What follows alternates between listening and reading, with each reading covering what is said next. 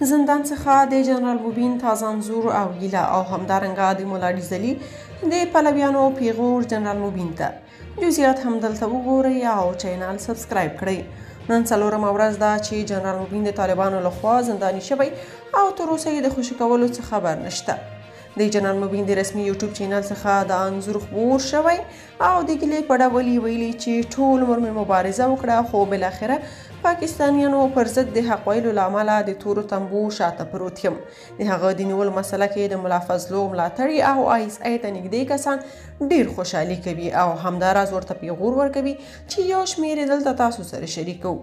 یو پاکستانی خبریال لیکلی چې جنرال موبین د پاکستان پر ضد خبرو له امله د طالبانو کورنۍ چارو وزارت لخوا نیول شوی. جنرال موبین هغه مشهوره څیره ده او لومړنی طالب دی چې په ښکاره توګه افغانستان کې د پاکستان د شوم اهدافو پر ضد دریځ نیسي او غږ پورته کوي. د هغه د نیولو په غبرګون کې پاکستانیانو د خوشحالۍ اظهار کړی او پیغور ورته ورکړی.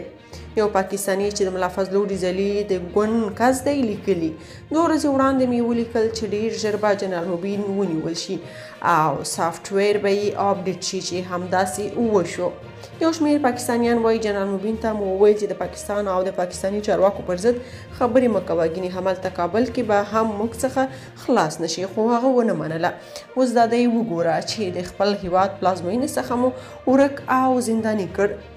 یو پاکستانی لیکلی پاکستان سره د ځان وهلو نتیجه دغسې وي لکه جنرال موبین بیا یې تکراروم چې د پاکستان پر ضد خبرې په هر هغه طالب او طالب پلوي ته ګران تمام شي که هغه افغانستان کې وي او یا بل ځای کې. ټولنیزو رسنیو کې هم یو شمېر افغانانو د جنرال موبین ملاتړ کړی او طالب مشرانو ته یې د پیغور په ډول ویلي چې د پاکستان خوشحالۍ لپاره یې جنرال موبین نیولای چې دا یو ستر خیانت او جفا ده. که تاسو په دې اړه څه نظر لرئ په کومنټ کې شریک او چینل سبسکرایب کړئ.